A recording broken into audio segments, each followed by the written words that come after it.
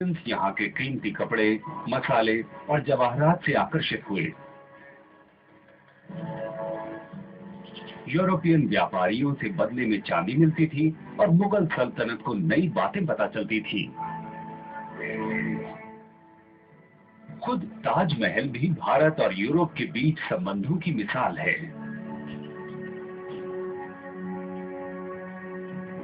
ताजमहल में संगमरमर की जाली और अंदरूनी हिस्से की सारी दीवारों पर फूल पत्तियों की जो बेशकीमती कलाकारी की गई है, उसकी तकनीक और डिजाइन यूरोप से ही आई है। सेमी प्रेशियस स्टोन्स के ऐसे मोज़ेक्स को पिएट्रा डोरा कहते हैं। पिएट्रा डोरा के मामले में हम ये नहीं जानते कि ये सीधा यूरोप से यहाँ आई या किसी और मुल्क से होती हुई आई थी। खैर जो भी हो, इसने शाहजहां का ध्यान अपनी तरफ पूरी तरह खींच लिया था और उसने इसका इतनी खूबसूरती से इस्तेमाल किया जिससे ये इमारत किसी खजाने से कम नहीं लगती। पिएट्रा डोरा का इटालियन में मतलब होता है कठोर पत्थर। रेनेसां के दौर में कीमती पत्थरों से महलों की सजावट की जाती थी। पत्थरों की कटाई करने की ये कला इटली से भारत पहुंची, जहां इसने नई ऊंचाइयों को छुआ।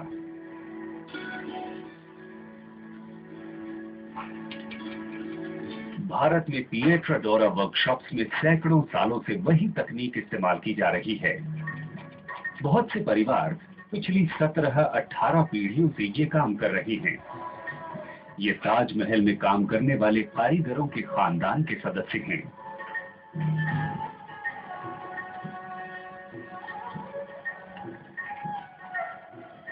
पिएट्रा डोरा में महारत मुश्किल से मिलती है।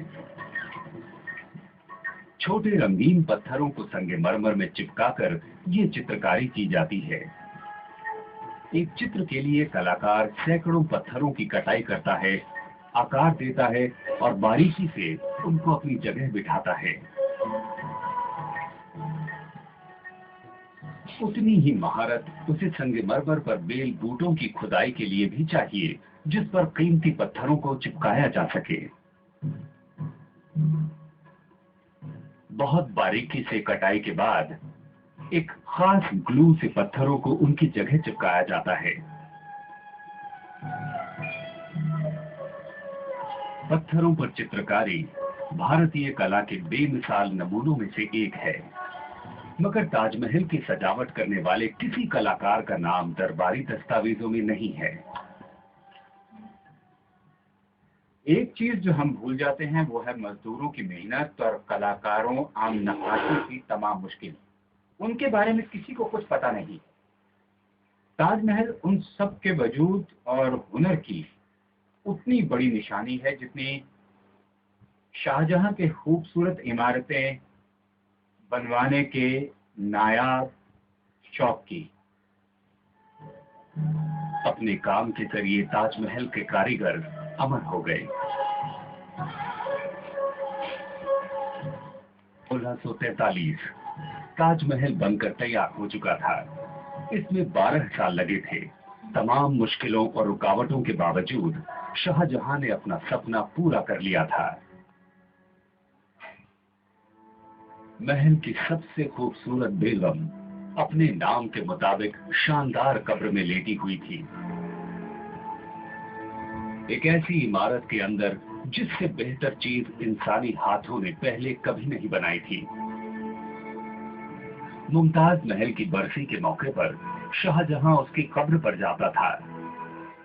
पूरी दुनिया का शहंशाह यमुना नदी पार करके अपने प्यार को याद करने ताजमहल तक जाता था।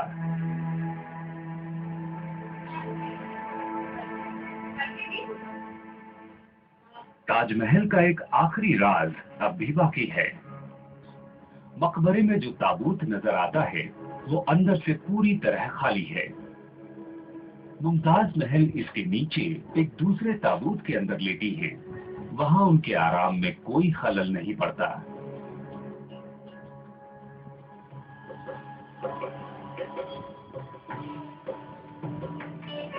ताजमहल पूरा होने के बाद शाहजहां का शासन 20 साल तक और कायम रहा, मगर उसके शासन का अंत बहुत बुरे तरीके से हुआ।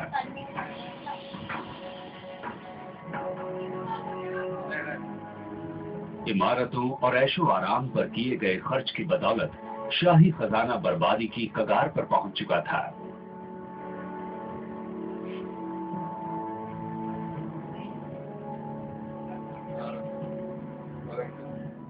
सन 1658 शाहजहां को गद्दी से उतार दिया गया। सल्तनत को उसकी फिजूल खर्ची से बचाने के लिए खुद उसके और मुमताज के बेटे ने यह काम किया था। ताकतवर बादशाह शाहजहां 30 सालों तक राज करने वाला अब एक कैदी था। उसे लाल किले में कैद किया गया था और उसे दोबारा कभी आजाद नहीं किया गया। शाम को एक नौकर उसे उसकी जवानी के दिनों के जांबाजी के कारनामे पढ़कर सुनाता था।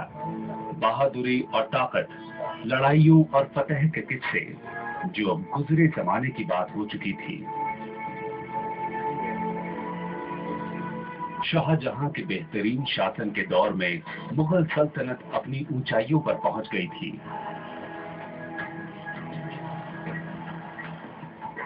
कोई भी उसकी बेहिसाब ताकत को चुनौती देने में कामयाब नहीं हुआ।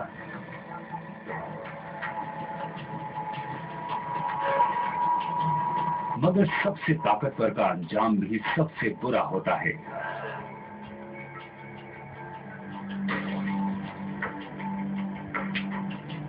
शाहजहां को बस एक बात का सुख था, जेल की अपनी खिड़की से वो अपनी प्यारी बेगम के मकबरे को देख सकता था।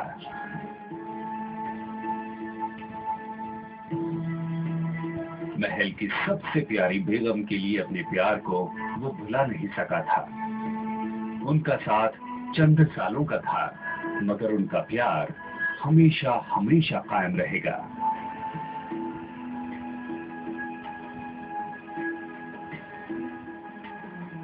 मुमताज महल के मकबरे की इतिहास में अलग पहचान है।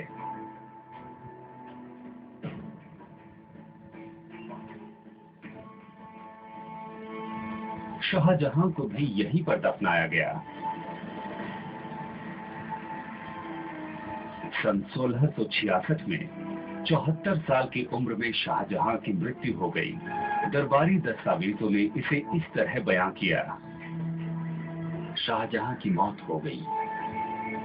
उनके ताबूत को दरिया के रास्ते मरहूम मलिका मुमताज महल के खूबसूरत मकबरे में ले जाया गया। आखिरकार शाहजहां और महल की सबसे खूबसूरत बेगम का पुनर्मिलन हो ही गया।